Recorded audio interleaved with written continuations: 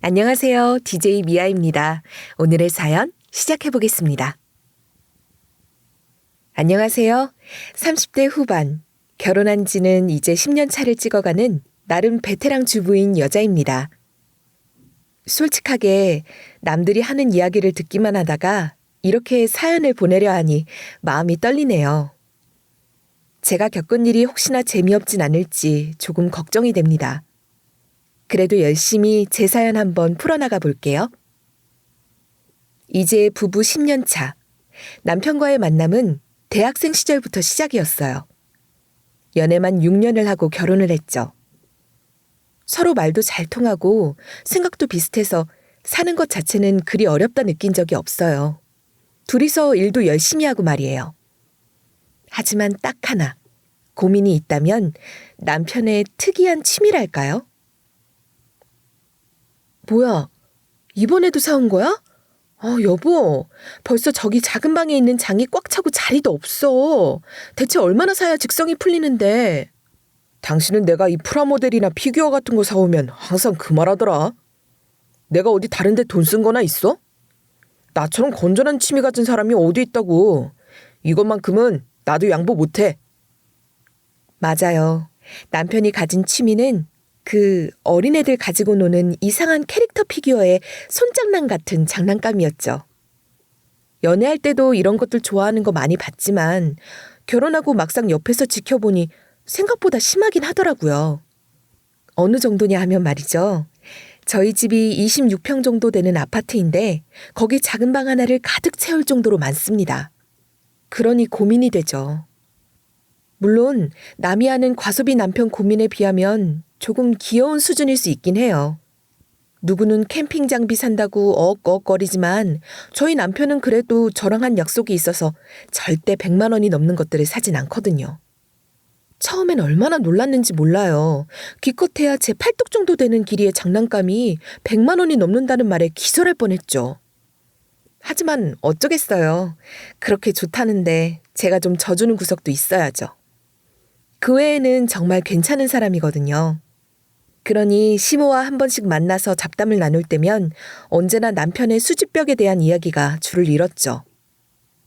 아니, 그 나이에 왜 그러고 있는지 모르겠어요. 어머님께 드릴 말씀은 아니지만 애도 아니고 이 나이까지 정말. 그래도 좋다고 하는 일인데 뭐라 할 수도 없고요. 네 마음 나도 충분히 이해하지. 내 배로 낳은 내 자식이지만 정말 왜 그럴까 몰라. 네 말처럼 애같이. 그래도 너무 그러지 마라. 걔도 집에 자식만 있었으면 지금처럼 그렇지도 않았을 거야. 시모는 제 편이 되어주었습니다. 사실 저희 부부에게는 10년이라는 긴 시간을 보내면서도 아직 아이가 없었거든요. 처음에는 시모도 이것 때문에 저를 달달 볶곤 했는데 그 원인이 자기 아들한테 있다는 걸 알고는 그 뒤로 아무런 말도 않더군요. 솔직히 바로 태도가 바뀔 때는 섭섭하기도 했습니다. 그 손주 보고 싶은 마음은 알겠지만 손바닥 뒤집는 듯한 태도는 좀 그랬죠. 그래서 이번에는 어떻다든? 응? 병원에서 뭐라 그래? 이번엔 잘 될 것 같다 그래? 아무튼 그래서 남편과는 지금 2년이 넘는 시간 동안 시험관을 하고 있습니다. 4년이 넘어갈 때쯤 제가 30대 초반이었을 땐 그래도 버틸만 했는데 점점 이런 시간들이 길어지니 저도 힘들어지더라고요. 그러니 남편도 제가 안쓰럽다고 잠시 휴식기를 가지자 했죠. 그게 벌써 2년 전 얘기예요. 2년 전부터는 제가 욕심이 나서 다시 시작하고 있거든요. 이번에도 그렇게 좋은 이야기는 안 하시더라고요. 어머님도 아시잖아요. 그이가 아무튼 저희도 열심히 다시 노력하고 있으니까 어떻게든 잘 되겠죠. 아휴, 속상해서 그러지. 걔도 애처럼 그런 거 좋아하는데 자기 자식하고 가지고 놀고 싶어 하지 않겠니? 아휴, 그걸 옆에서 보고만 있어야 하니. 속상한 마음에 시모는 점점 말소리가 줄어들었고 이대로는 안 되겠다 싶어서 다음에 다시 이야기하자 자리를 정리하려고 했습니다. 그때 시모가 조용히 작은 가방 하나를 제게 넘기는 거예요. 너 저번에 내가 줬던 건 다 먹었니? 여기 새로운 비타민이다. 이번에 회사에서 직접 물 건너서 공수해온 물건이야. 이거 진짜 웃돈 주고도 못 구하는 거다. 나니까 이렇게 구해서 너희한테 주는 거야. 아, 저희 저번에 주셨던 거 아직도 다 못 먹었는데요. 이번에는 그냥 넘어가도 괜찮을 것 같은데.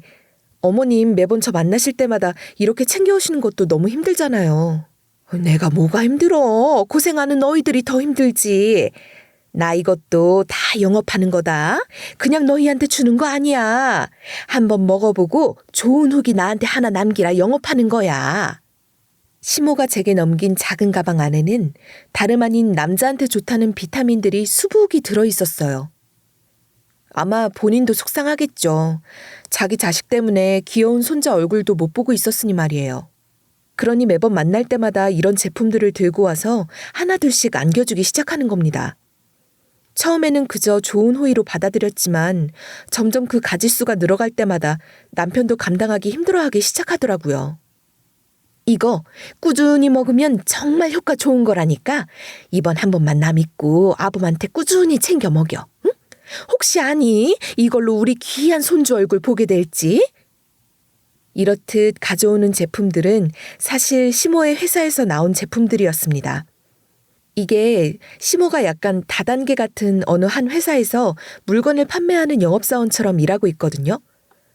처음에는 저도 다단계라는 말 때문에 혹시 나쁜 일은 아닐까 걱정을 많이 했는데 어떻게 보면 지금 한국에 들어와 있는 유명 제품들도 처음에는 이렇게 발품을 팔아 시작했을 거잖아요. 거기에 다단계라 해도 제품군이 워낙 다양해서 진짜 하나의 큰 판매 사업이더라고요. 아주 영양, 건강, 뷰티, 퍼스널 케어, 홈 리빙 등등 얼마 전에는 무슨 가구까지 만들어서 판매할 예정이라 하더군요. 이런 일을 하니 자연스레 저희한테 주는 물건들도 제법 다양해지게 됐던 거죠. 아무튼 저는 그런 시모에게 감사 인사를 하고 그대로 헤어졌습니다. 어찌되었건 저희 부부한테 자주 몸에 좋은 물건이라면서 이것저것 챙겨주니까 나쁜 일은 아니잖아요. 이때까지 뭐 이거 먹고 몸이 이상하다거나 아픈 등 이상한 증상이 있었던 일도 하나도 없었고요. 약간 시모의 설명을 듣고 있으면 저도 모르게 시모에게 빠져들기도 했습니다. 그만큼 참 말빨이 좋은 사람이 제 시모였어요. 시모는 이 일로 제법 돈도 잘 벌고 다녔는데 본인 생활하는데 전혀 지장이 없을 정도로 좀 버는 것 같더라고요. 그런 시모가 가져다 준 제품들이 벌써 창고 가득 쌓이기 시작했는데 이번에도 이렇게 하나를 안겨주니 좋으면서도 한숨이 푹 나왔죠.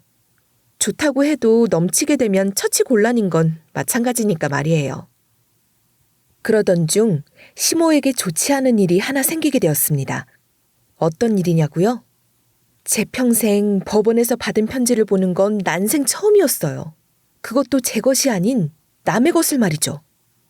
아니, 내가 뭘 했다고 그 경로당 노인들이 나를 사기꾼이라 고소를 한다지 뭐니? 이게 말이나 되니? 내가 판 물건들이 뭐가 거짓말이라는 건지. 어머님, 이거 괜찮은 거 맞아요? 법원에서 이렇게 고소장까지 온 걸 보면 이분들 진짜 단단히 화가 난 것 같은데 찾아가서 일단 이야기라도 차분하게 해보긴 했고요. 내가 왜 그 인간들이랑 얼굴 마주보고 대화를 해? 내가 뭘 잘못한 게 있다고? 아들, 너도 말해봐라. 노인들 앞에서 물건에 대해 설명하고 그거 좀 잘 판 게 이게 죄니? 영업을 잘하는 것도 죄냐고. 그건 아닌데 왜 우리한테 찾아와서 이래? 와이프 말처럼 그 고소장 보낸 사람들한테 먼저 찾아가서 이야기라도 꺼내봐야 되는 거 아니야? 너는 며느리 앞에서 엄마를 그렇게 타박해야겠어? 나라고 가서 무슨 소리 하냐? 말 안 해봤겠니? 이미 다 했다. 그런데도 내가 사기꾼이라고 고소한다는데 어떡하니? 너도 알다시피 네 아빠가 알면 큰일 난다. 그러니까 변호사 선임할 돈 좀 빌려다오. 우리가 무슨 돈이 있다고 우리한테 찾아와서 이래. 우리도 돈 없어. 그냥 아버지한테 솔직히 말하고 돈 달라고 해요. 그간 시험관 한다고 모아둔 돈도 다 썼단 말이야, 우리도. 그래요, 어머님. 저희도 어머님 사정 잘 들었고 도와드리고 싶긴 하지만 저희도 정말 여유가 없어요. 그리고 솔직히 손바닥으로 하늘이 가려지는 것도 아니고 언젠가는 아버님도 알게 되실 텐데 그냥 남편 말처럼 솔직하게 말하고 도움받는 게 어떨까요? 너인 그 사람 성격을 다 알면서도 그러니? 됐다 됐어. 도와주기 싫으면 도와주기 싫다고 그냥 말을 해라. 응? 괜히 그렇게 변명만 늘어놓지 말고. 아니, 변명이 아니라 진짜 우리가 돈이 없다니까. 나도 엄마 도와주고 싶지. 그런데 정말 안 되는 거 어떡해. 시모가 이렇듯 고소를 당하게 된 이유는 말이죠. 경로당 노인들이 자신들에게 물건을 강제 판매했다고 하는 거예요. 시모 말로는 자기는 정당하게 물건에 대한 효능 잘 설명하고 판매를 했다고는 하는데 말을 굉장히 잘하는 사람이었으니 그 사람들 입장에서는 어떻게 강매를 당한 느낌이 들었을 수도 있었겠다 싶었어요. 솔직히 시모 성격이 자기 말에 좀 고개 끄덕이면 물건을 바로 안겨주는 그런 사람이었거든요. 아마도 시모 역시 그런 의도가 없지 않아 있었는지 저희 부부에게만 말하는 거라며 변호사 선임할 돈 좀 빌려달라 하더군요. 찔리지 않았으면 변호사를 선임하니 많이 하는 말 말고 가서 정직하게 사과하고 용서를 구하면 되는 일이잖아요? 어쨌든 저희도 지금까지 시험관 아기에 여러 가지 결혼 생활에 들어갈 돈을 쓰고 있는데 모아둔 돈이 많이 있을 리가 없잖아요. 그래서 저는 솔직하게 시부에게 털어놓고 도움을 받으라 말했죠. 남편 역시도 난감해하고 있었고요. 거기에 사실 또 혹시나 이렇게 시모와 얽혔다가 공범으로 몰릴 가능성도 있는 거니 걱정이 됐거든요. 가족이라지만 고소를 받을 만한 일을 저질렀다면 피하는 게 더 낫다는 생각이 들었죠. 매정하지만 그게 세상 사는 방법이잖아요? 어머님, 솔직히 말해서 이번만큼은 저희도 안 될 것 같아요. 어머님도 저희 사정 다 아시고 남편도 이 정도까지 말하는데 그냥 아버님한테 말해서 도움 받으세요. 도움 못 드려 정말 죄송합니다. 제가 이토록 강경하게 이야기를 하니까 시모는 빈정이 상했는지 그때부터 이전에 없던 시집살이가 시작됐습니다. 자기 안 도와줘서 화났다 이거죠.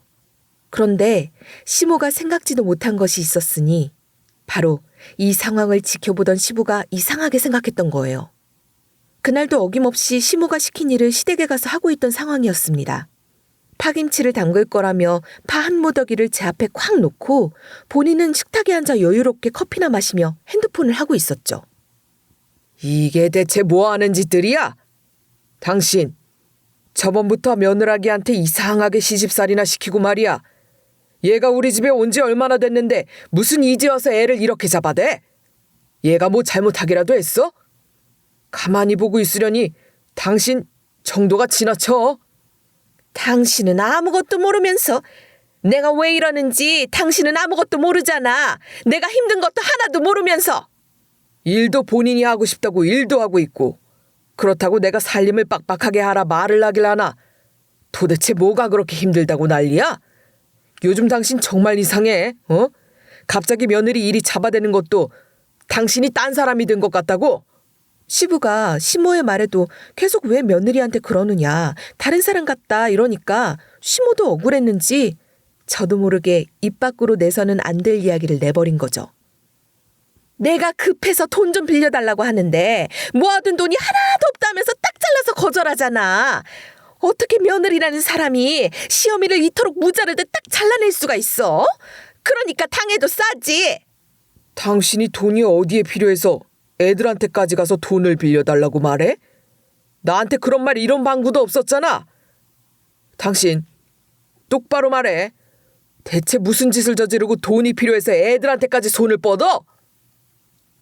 시모는 순간 당황한 얼굴로 그게 하고 얼버무리려 했지만 시부의 다그침에 하는 수 없이 고소장에 대한 이야기를 할 수밖에 없었죠.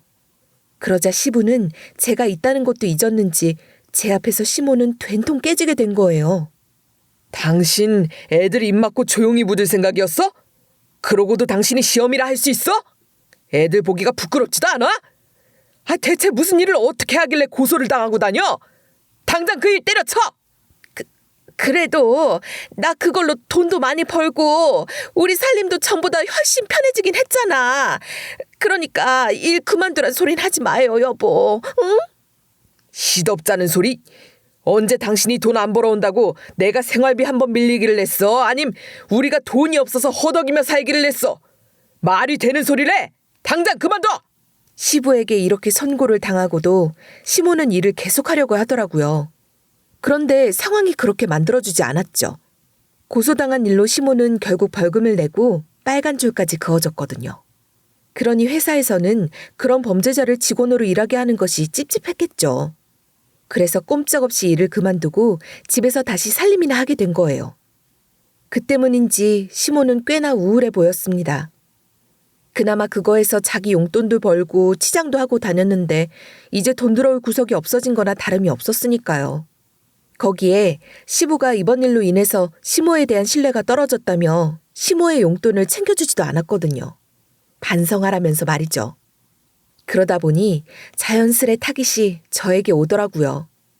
갑자기 일을 그만두게 됐고 하던 것들은 계속하고 싶으니 저한테 무리한 용돈을 요구하기 시작하는 겁니다. 시부까지 용돈을 탁 끊어버리니 며느리인 저를 아주 벗겨먹으려고 하더라고요. 너 때문에 내가 일을 그만두고 이렇게 용돈 한번 제대로 못 받고 지내고 있으니 용돈 좀 줘야 하지 않겠니? 다음 주에 내 친구들이랑 호텔에서 놀기로 했다. 그러니까 못해도 한 100만 원은 줬으면 싶은데? 네? 그게 무슨 말씀이세요? 잘못은 어머님이 하셔서 그렇게 된 건데 왜 제 탓을 하세요? 그리고 이제 회사도 안 다니시는데 소비는 좀 줄이셔야죠, 어머님. 네가 지금 시어미를 가르치겠다 이 말이냐? 됐고 당장 다음 주까지 돈 보내놔라. 알겠니? 처음 이런 소리를 들었을 때는 속으로 그래, 있던 벌이가 없어졌으니 이번 한 번만은 보내드리자 싶었죠. 그런데 이후로도 계속 자잘하게 어디 브랜드의 화장품 뭐가 좋다더라, 이번에 신상품 뭐가 나왔다더라 하면서 뭔가 계속 제게 바라는 겁니다. 남편에게 말했지만 남편도 이렇다 할 대안책을 내놓지는 못했어요. 남편이 시모에게 말을 해도 시모는 눈물을 글썽이면서 그래, 내가 나가 죽어야 할 년이지. 내가 자식을 잘못 키운 거지 하면서 자기 비하를 하니 남편으로서도 난감했을 겁니다. 그런데 그러다 제가 뻥 터지게 된 사건이 생긴 거죠. 너 다음 달에 여름휴가 있다고 하지 않았니? 이번에 해외로 여행 가기로 했다면서? 아범한테 다 들었다. 그래서 우리는 어디로 보내줄 거냐? 아니면 이번에 우리도 같이 가는 건가? 설마 우리 빼놓고 갈 생각은 아니겠지? 태연하게 저와 남편의 여름휴가 여행에 본인도 쏙 끼고 싶다는 말을 하는 거예요. 집안 어른들 쏙 빼놓고 갈 거냐 하면서 말이죠. 네? 그게 무슨 소리예요? 당연히 남편이랑 저랑 이렇게 둘이 가는 거죠. 어머님 지지난달에도 일본 여행 가고 싶다 하셔서 보내드렸는데 벌써 잊어버리셨어요? 그런데 무슨 여행을 또 가시려 하세요? 그럼 너희들은 그렇게 하하호호 놀러 다니는데 나랑 시아비는 집에서 에어컨 바람이나 쐬고 놀란 말이냐? 참나, 며느리란 애가 왜 이렇게 매정하담? 이러니까 내 친구들 앞에서 며느리 자랑 한번 못 해보지. 이런 말들을 제 앞에서 늘어놓으며 아주 자기를 데려가지 않으면 주변에 몹쓸 며느리라고 소문을 내버리겠다, 협박 아닌 협박을 하는데 어이가 없더라고요. 그런데 이걸 계속 가만히 당하고만 있었냐고요? 절대 아니죠. 저도 가만히 당하고만 있는 성격은 아니거든요. 이렇게 부당한 대우를 받고 있는데 가만히 있으면 호구 취급이나 받지. 그래서 그런 시모에게 똑같이 대응해 주기로 했습니다. 일명 사이다 펀치를 날리기로 한 거죠. 그럼 어머님도 돈 주세요. 예약은 제가 알아서 다 해드릴 테니까요.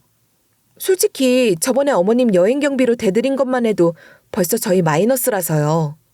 이 정도는 당연히 해주시겠죠? 뭐? 내가 왜 경비를 대니? 시어미 시아비 데리고 가면 당연히 젊은 것들이 다 대줘야지. 너 이제 보니 아주 생각이 없는 애구나. 아, 못 주시겠다 이거죠? 그럼 저도 별 수 없네요. 아버님한테 물어볼게요. 어차피 어머님 돈은 아버님 주머니에서 나오는 거잖아요. 아, 그걸 왜 시아비한테 물어봐? 밖에서 일하는 사람 귀찮게 굴지 말고 우리끼리 해결하자. 그래, 내가 한 30%는 내주마. 나도 더 이상은 힘들다. 30%요? 지금 들어가는 여행 경비가 얼마나 되는데 30% 말씀하시는 거예요? 아니, 됐습니다. 그냥 아버님이랑 이야기해서 제가 돈 받을게요. 어머님이 그렇게 말씀하셨는데 아버님 생각은 어떠시냐고 말이죠. 제가 끝까지 시부에게 가서 물어보겠다 하니까 금세 태도를 바꿔서 자기는 안 가도 된다 하더라고요. 그러게 진작에 꼬리를 내리지.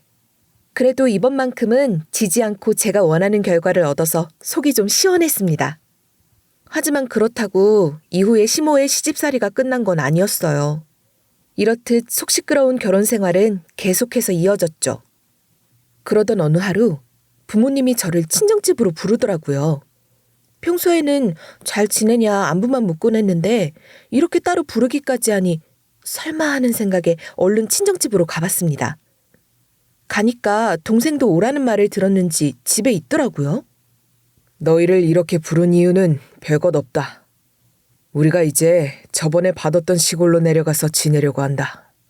어차피 너희도 서로 가정이 있는 사람들이고 우리가 옆에서 이렇게 해라 저렇게 해라 한들 잔소리 듣는 것 같을 거 아니냐. 그래, 엄마랑 아빠랑 진지하게 이야기하고 결정한 일이니까 너희들도 이해 좀 해줬으면 좋겠어. 너무 갑작스러울 수도 있지만 이제 너희도 가정이 있고 한참 열심히 살 때니까 너희한테 더 이상 피해도 주고 싶지 않고. 그래도 아빠 작년에 수술도 했는데 이렇게 갑자기 내려가면 시골에는 병원 좋은 것도 없다고 하잖아. 괜찮겠어? 누나 말이 맞아. 작년에 아파서 수술도 한 사람이 갑자기 시골에 내려가다니. 그러다가 설마 하는 일 생기면 어쩌려고. 요즘 가뜩이나 병원 가기도 힘들다 하는데. 괜찮아. 아빠 얼마 전에 이젠 괜찮다고 이야기도 들었어. 어차피 고작 허리 아파서 수술 좀 한 거니까 상관없지. 아무튼 그래서 너희가 더 늙기 전에 우리 재산 좀 너희한테 주려고. 우리도 정리하고 어느 정도 돈은 만들어서 내려가야 하니까. 그래. 솔직히 우리가 죽고 나서 너희들이 상속받는 게 더 좋을 수도 있지만 지금 한창 능력 있을 때 죽어가는 것도 좋겠다 싶어서 그렇게 하기로 했다. 어차피 너희한테 지금 당장 부담될 정도는 아닐 거란 생각도 들었고. 작년 허리 때문에 수술을 했던 아빠는 갑자기 시골에 내려가서 살겠다고 하는데 너무 갑작스러워서 놀랐죠.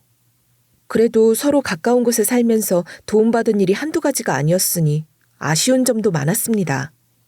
물론 이 나이가 돼서도 엄마 아빠가 가끔 그리워질 때도 있잖아요. 본인들 나이가 더 들기 전에 내려가서 자리를 잡겠다 하니 이건 뭐 말릴 수도 없고. 대충 재산 정리해서 저와 동생에게 물려주겠다 하는데 이렇게 말하면 뭐 큰 재산 있는 집인가 싶겠지만 솔직하게 뭐 대단한 재산은 아니었고요. 부모님이 저와 동생 키우며 열심히 번 돈 중 남는 돈으로 조금씩 투자한 것들이 있거든요. 오피스텔, 그러니까 원룸을 3채 정도 가지고 계셨는데 그걸 남동생한테는 2채, 저한테는 1채를 주시겠다는 겁니다. 그래도 형평성에 맞지 않으니 저한테 1채 주는 대신 지방에 받았던 땅도 같이 주겠다 하셨고요. 솔직히 우리가 가는 날까지 가지고 있어도 되지만 내려가면 또 세입자가 무슨 일이 있다 말하면 당장 올라올 수도 없는 일이니까 우리가 가지고 있는 것보다는 너희들이 관리하는 게 좋겠다 싶어서 엄마랑 결론 내렸다. 물론 너희한테 주는 거니까 어떻게 하든 너희가 알아서 해도 상관없고. 그래. 그리고 동생한테 2채나 주고 넌 1채라 너무 섭섭해하지 마라. 아무래도 네 동생은 남자니까 일단 책임져야 할 무게도 무겁고 해서 오피스텔을 2채 주기로 한 거고 너한테는 대신에 예전에 봤던 땅 있지? 오피스텔 1채랑 그 땅 해서 주기로 했다. 우리도 마음 같아서는 둘이 똑같이 주고 싶은데 능력이 여기까지밖에 안 되는구나. 아무튼 이렇게 벌써 재산 나눴다고 부모 못 본 척 하지 말고 알겠어? 마무리는 아빠의 작은 농담으로 끝났습니다. 솔직히 좋았죠. 제 나이 정도 되면 다들 사는 게 만만치 않으신 것 다들 아시잖아요? 물론 저희가 아이가 없어서 들어가는 돈이 남들에 비하면 적긴 했지만 그렇다고 여기저기 들어가는 돈이 많이 남거나 하진 않았거든요. 그만큼 미래에 생길 아이를 위해서 열심히 적금 들어놓기도 했고요. 그런데 생각보다 이 상속세라는 게 만만치 않더라고요. 제가 생각했던 것보다 더 많은 금액이 나오기에 여윳돈으로는 제대로 처리하기도 힘들었습니다. 오죽하면 생각지도 못한 대출까지 받아야 했을까요? 하지만 이렇게 받은 오피스텔 이자까지 따박따박 내면서 이게 남는 장사일까 싶더라고요. 자연스레 아니라는 결론이 났고요. 그래서 집은 처분하기로 결심을 했죠. 하지만 판다는 일도 쉬운 일은 아니더라고요. 왜 요즘에 다들 아시다시피 집 관련해서 좋지 않은 이슈들이 워낙 많잖아요? 혹시나 제가 처리한 집이 그런 이슈에 얽히면 찝찝하기도 하고. 그래서 여기저기 알아보고 다니느라 엄청 바빴죠. 제가 직접 새들어 사시는 분 만나서 이런저런 이야기도 다 하고 집 판다고 이것저것 신경 쓸 일도 엄청 많았고요. 심지어 요즘 잘 팔리지도 않는 오피스텔 사겠다 보러 온 사람들이 어떻게 대금 치를 건지도 꼬박꼬박 확인하고요. 좀 오랜 시간이 걸려 집을 처분해야만 했어요. 이런 제 노력을 알았는지 새들어 사시는 분이 저한테 너무 고맙다면서 한우 세트까지 하나 손에 들려주시더라고요. 요즘 이런 집주인 찾기 정말 힘들고 그간 너무 감사했다고요. 이전에도 부모님이 높은 세금에도 딱히 보증금을 올리거나 월세를 올리는 일은 하지도 않았거든요. 서로 힘든 시간인데 괜히 얼굴 붉히기도 싫다며 말이죠. 그래서 제 친정 식구들을 좋게 생각하셨던 것 같습니다. 어려운 시기에 좋은 이야기까지 듣고 서로 기분 좋은 일이었죠. 아무튼 이렇게 생긴 돈으로는 이전부터 계획한 집을 사기로 결심했습니다. 제가 고생하는 동안 남편도 고생 참 많이 했거든요. 그러니 이런 제 결정에 남편 역시도 저한테 너무 좋다며 뽀뽀 세례를 했죠. 그러니까 이제 우리 집도 생겼겠다. 열심히 하자고 남편. 암요, 마님이 말하시는 거 웬만하면 다 들어드리겠습니다. 이런 식으로 서로 말장난도 치고 말이죠. 남편이 안 그래도 지금 있던 방이 너무 작아서 자기가 모았던 것들이 다 들어가지도 않는다면서 엄청 고민을 했거든요. 솔직히 그 수집벽 좋아하진 않지만 다른 집들에 비하면 조촐한 취미니 이젠 그냥 넘어가자 싶기도 했습니다.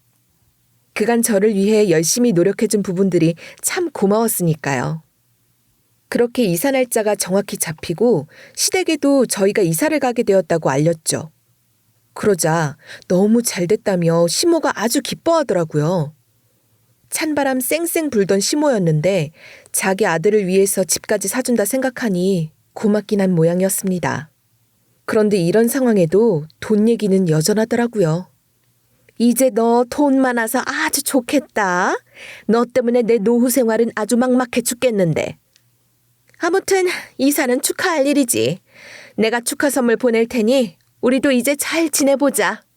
이러면서 저한테 이사하면 본인이 축하 선물을 보내겠다고 하는 거예요.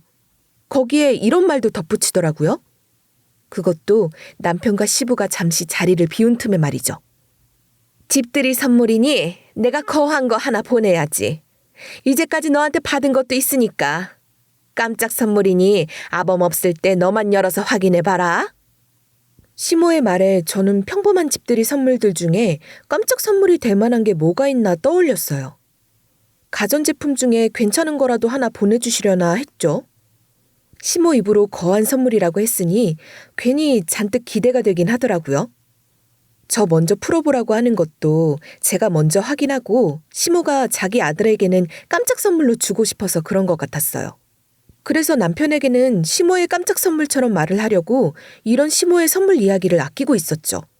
그러지 말았어야 했는데 말이에요. 그렇게 한 일주일 정도 지났을 때였어요. 남편이 출장을 간 날이었죠. 아마 시모도 남편의 이런 출장 사실을 알고 있었기에 지금이 기회다 싶었는지 선물을 보낸 것 같더라고요. 핸드폰으로 집 앞에 택배를 배달했다는 알림을 받고 두근거리는 마음으로 퇴근을 했죠. 그렇게 퇴근을 해서 집에 도착하니까 문 앞에 시모가 말했던 선물은 분명 하나라고 했는데 집 앞에는 하나도 아니고 여러 개가 박스가 도착해 있더라고요. 커다란 박스가 하나도 아니고 여러 개가 착착 쌓여 있는데 이것 때문에 사람이 문을 열기도 힘들 정도였죠. 역시나 제일 위에 있던 커다란 박스에 발신인 이름에는 시모의 이름이 떡하니 있었어요. 친구들도 집들이 선물을 보내기로 했기에 친구들 것도 있나 봤는데 전부 다 시모의 이름이 적힌 박스였습니다. 순간 이상한 생각에 박스에 사진을 찍어서 남편에게 톡을 보냈죠. 여보, 이것 좀 봐봐. 이거 전부 다 어머님이 보내신 거야. 깜짝 선물이라면서 보내셨어. 이거 언제 다 풀어본담? 뭐가 들어있을지 너무 궁금하지 않아? 그런데 제 톡을 받자마자 남편에게서 영상통화가 걸려오더라고요. 그러더니 기분이 쎄하다면서 당장 통화하면서 그 박스 다 열어보라는 거예요. 그거 전부 다 엄마가 보낸 거라고? 느낌이 이상해. 기분이 쎄하다고. 일단 이게 우리가 산 물건은 아니라는 증거 필요하니까 영상으로 남기자. 얼른 이제 까봐. 무슨 선물 가는데 증거까지 남겨. 설마 당신 뭐 이상한 거 알고 있는 거야? 당신 어머님이 이거 보내신 이유 알고 있는 거지? 뭘 알고 있기에 그래? 증거 운운하는 남편의 이상한 태도에 시모가 이런 선물을 보낸 이유가 따로 있는 것 같더라고요. 뭔가 알고 있는 듯한 태도의 남편. 그게 너무나 수상해서 따져 물었습니다. 그러자 한숨을 푹 내쉬면서 말하더라고요. 왜 전에 엄마가 다니던 회사 있잖아. 거기를 다시 다니는 것 같아. 왜 저번에 내가 부모님 집 갔을 때 엄마가 핸드폰 안 된다고 나한테 들고 왔었잖아. 그때 이상한 걸 봤거든. 이상한 거? 아니, 그것보다 어머님이 그 회사를 다시 다닌다고? 그 회사 제정신이야? 어떻게 빨간 줄 그인 사람을 다시 고용해서 일하게 할 생각을 해? 자기네 회사가 사기꾼이 있다는 걸 어느 정신 똑바로 달린 회사가 고용을 하냐고. 내 말이 그 말이야. 아무튼 엄마 핸드폰에 이상한 문자가 있더라고. 영양 20박, 비누 10박, 스킨 10박이라고 적혀 있었는데 처음에 물건 수령이구나 했는데 마지막에 뒷돈 오케이라고 적혀 있는데 소름이 돋더라. 거기에 그때 그 장소라는 이상한 문구까지. 그러니 내가 의심 안 하게 생겼어. 아무리 내 엄마라지만. 알았어. 당신 촉이 그렇다면 그럴 수도 있겠지. 일단 당신 말대로 내가 까볼 테니까 잘 찍고 있어. 남편의 말에 저는 곧바로 박스를 열어봤습니다. 아니나 다를까. 예전에 시모가 팔았던 물건들이 박스 가득하게 빼곡하게 쌓여있는 거예요. 어안이 벙벙해서 이게 대체 하고 경악한 나머지 입까지 틀어막게 되더라고요. 그렇게 남편과 영상통화를 이어가고 있는데 그 순간 너무 소름 돋는 기막힌 타이밍에 누군가가 엘리베이터에서 딱 내리더니 저를 잡고선 경찰서 가자. 이 사기꾼의 자식. 넌 못 빠져나가. 현행범이니까 하는 거예요. 끌려가면서도 핸드폰을 놓지 않았고 남편은 건너편에서 계속 소리를 질렀습니다. 저를 놓아주라고. 당신은 사람 잘못 봤다면서 말이죠. 하지만 이들은 듣지 않았습니다. 아주 두 귀를 꽉 닫아버린 사람들처럼 말이에요. 그렇게 경찰서에 도착해서 들은 이들의 정체는 바로 시모가 재취직을 했다는 것 같던 다단계 회사 직원들이었습니다. 정말 꿈을 꾸는 줄 알았어요. 잘못한 것도 없이 경찰서에서 이렇게 취조를 받아야 한다는 것도 어이가 없었고요. 내가 왜 이 자리에 앉아서 이런 조사를 받고 있어야 하나 싶었죠. 이분들 이야기 들어보니 지금 회사 판매품들을 몰래 뒤에서 빼돌려 팔았다는데 그게 사실인가요? 이전에는 이런 행위들로 상당한 이득도 취했다 하는데. 경찰이 묻는 대답에 일단 차분하게 대답을 하며 전 제 누명을 다 벗었습니다. 알고 봤더니 시모가 그간 저희에게 줬던 작은 박스들 있죠. 그 상자들은 본인들 회사에서 몰래 빼돌린 물건들이었다고 하더라고요. 거기에 이번에 저희 집 앞에 도착해 있던 택배 박스들 모두 그렇게 빼돌리려 했던 물건이고요. 그간 이 물건들을 뒤로 빼돌려서 불법으로 이득을 취하고 있었던 거예요. 그런데 이번만큼은 달랐던 거예요. 제가 이걸 빼오라고 시켰다고요? 아니요. 지금 무슨 말씀을 하시는 거예요? 저 멀쩡하게 회사 잘 다니고 있는 사람이고요. 이런 물건 줘도 안 갔습니다. 저희 어머님이 가져다 주시니 그저 받기만 했지 따로 돈 주고 사본 적도 없는 물건들이라고요. 아니 그러니까 그 사람이 말했단 말이에요. 이번에 자기 시켜서 이 박스들 보내라고 시켰다고. 저번 일 자기는 억울하다며 우리한테 말했단 말입니다. 그러니까 우리가 사기꾼녀를 회사에 다시 들어오라 시킨 건데. 경찰 선생님, 제발 잘 좀 조사해 주세요. 지금으로선 증거가 확실하지 않으니 이분이 아무리 현행범이라고 해도 범인이라 확신할 수는 없을 것 같습니다. 아니, 제가 현행범으로 잡았는데 그게 무슨 말씀이십니까? 현행범이면 범인인 게 확실하죠. 거기에 그 직원이란 사람도 그 사람 가족이란 말입니다. 시모가 깜짝 선물이라고 보냈던 게 바로 이전에 그 사건조차 저에게 덮어씌우려고 했던 거예요. 어이가 없었죠. 평생 부당이득이라곤 취해본 적이 없는 사람인데 무슨, 안 그랬으면 상속세 같은 세금 뭐하러 제가 내겠어요? 하지만 계속해서 저를 물고 늘어지니 속이 답답하던 찰나 남편이 경찰서에 도착했습니다. 통화가 끊기자마자 남편은 차를 끌고 이 아밤의 지방에서 바로 올라온 거예요. 그렇게 제 증인을 자처해 경찰과 그 회사 직원에게 설명을 했고 전 풀려나게 되었죠. 저희 아내는 그런 사람 아닙니다. 경찰 선생님, 이런 말씀은 좀 웃길지 몰라도 범인은 저희 어머니가 분명합니다. 이 사람은 절대 그런 일에 가담한 적도 이야기를 들은 적도 없어요. 저희 가족들 전부 모르는 일이고요. 같은 가족끼리 한패인지 우리가 알 게 뭐예요. 경찰 선생님, 제발 구속부터 하고 조사해 주세요. 네? 도망가면 어떡합니까? 제발, 저흰 범인이 아니라니까요. 그렇게 의심이 가시면 저희 번호 여기 있으니 가져가세요. 언제든지 연락 받을 테니까요. 그런데 더 웃긴 사실은 말이죠. 그 뒤로 시모가 연락두절이 되었다는 거예요. 제 뒤통수에 자기 아들 뒤통수까지 제대로 치고 잠수를 탄다고? 정말 이게 사람 새끼는 맞나 싶더군요. 하지만 시모가 잠수를 타봤자죠. 우리나라 경찰 검거율이 얼마나 높은지 아십니까? 우리나라만큼 범죄자 잘 잡는 나라도 거의 없다고 하더라고요. 그러니 결국 경찰한테 덜미가 잡혔죠. 시모가 잡혔다는 소식에 저와 남편은 한 걸음에 바로 경찰서로 찾아갔고 억울하다 호소하는 시모의 모습을 보게 되었습니다. 아니 경찰 양반, 정말 내가 한 게 아니라니까 그러네. 우리 며느리란 년이 나한테 그렇게 돈 벌어라 시켰다니까요. 왜 사람 말을 안 믿어? 그 말에 저는 너무 화가 나서 단숨에 달려가 시모의 머리채를 잡고 흔들었습니다. 사람 인생을 단숨에 끌어내리려 했으니 이 정도는 해야 속이 그나마 풀릴 것 같았죠. 어머님, 아니 어떻게 그런 소리를 태연하게 하세요? 거짓말을 이제 아주 입에 달고 사시지 그래요? 경찰 선생님들, 절대 이 사람 봐주지 마세요. 시모는 아프다면서 놓으라고 했지만 저는 절대 그냥 놔주지 않고 속이 풀릴 만큼 흔들다 놔줬습니다. 경찰이고 남편이고 그런 저를 말리지 않더라고요. 그만하세요, 신용만 하고 말이에요. 당연하겠죠. 아무 짓도 안 했는데 무고하게 빨간 줄 하나 그일 뻔했으니까요. 이후 시모는 불법으로 이득 취한 것들을 전부 뱉어내게 되었습니다. 그런데 이게 제법 많은 돈이더라고요. 내가 왜 그 돈들을 다 뱉어야 한다는 말이에요? 전 정말로 그런 짓은 하지도 않았다니까요. 제가 한 일이 아니라 다 내 며느리란 년이 시켜서 한 일이란 말입니다. 그만 좀 해. 엄마가 내 엄마라는 사실이 부끄러워서 당장이라도 연을 끊고 싶은데 참고 있으니까 왜 엄한 사람 잡고 계속 범인으로 몰아가는데. 그리고 당연히 죄를 지었으면 그에 합당한 대가를 치러야지. 당연한 말 아니야? 그게 왜 억울해? 넌 내 아들이란 녀석이 왜 그렇게 매정하냐? 이 어미가 그 많은 돈들을 물어내야 하는데 너한테 이 책임이 안 갈 줄 아니? 내가 왜? 설마 그 돈을 우리한테 떠넘기려고? 그래, 그냥 우리 절연해. 절연하자고!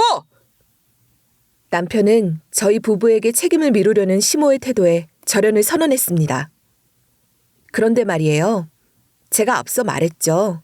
시모가 치장하고 이런 데 돈을 많이 썼다고. 그러니 혼자서 감당하기에 돈이 부족한 것은 당연했어요. 남편도 안 해주겠다 그러니 이제 시부에게까지 이 피해가 오기 시작하더라고요. 부부는 일심동체니까 말이에요. 전 이런 사람 모릅니다. 이 사람, 이 순간부터 제 아내 아닙니다.